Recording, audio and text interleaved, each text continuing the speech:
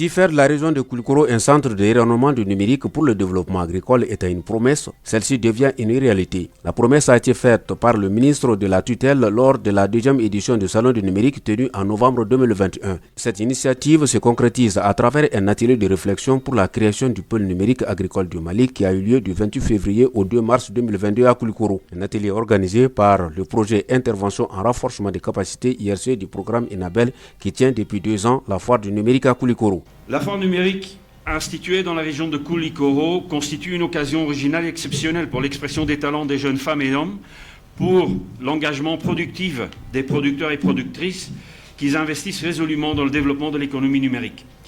La mise en relation de ces startups avec le monde rural constitue assurément un catalyseur pour le développement des relations affaires, les créations d'emplois, d'auto-emploi, des revenus et des emplois des jeunes dans l'économie numérique.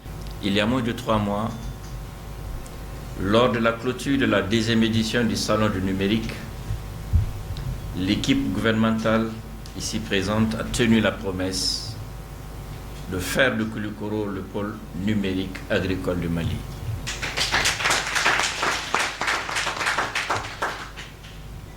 Je peux vous assurer aujourd'hui que les plus hautes autorités du Mali, je voudrais parler de Monsieur le Président de la Transition et de Monsieur le Premier ministre. Tous les deux ont donné leur accord de principe pour étudier la faisabilité de ce projet relatif à la création du pôle numérique agricole du Mali dans la région de Koulikoro.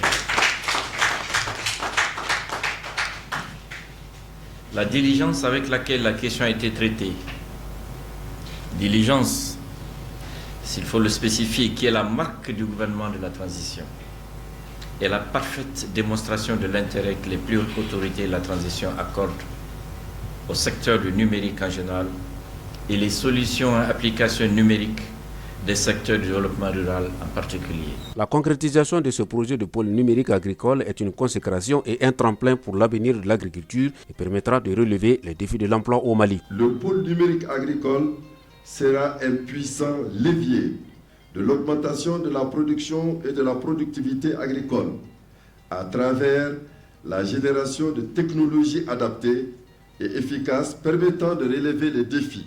Durant les 3 jours de travaux, un groupe ad hoc a travaillé d'arrache-pied suivant des mandats spécifiques. Dans ces 3 jours-là, nous avons eu à travailler sur le cadre juridique, le cadre institutionnel de ce nouveau pôle.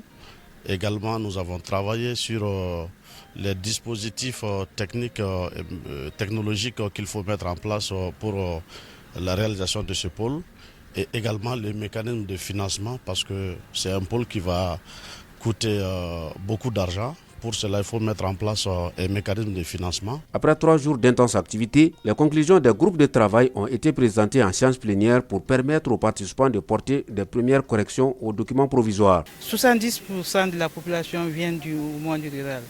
Donc il faut mettre le numérique au profit de cette population-là. Tout le monde parle des effets du numérique, mais si la population ne bénéficie pas de cet effet-là, ce serait une cause perdue. Et nous avons fait des propositions très concrètes et ces propositions seront acheminées sur la table du ministre qui a exigé à ce qu'on fasse ce travail préliminaire.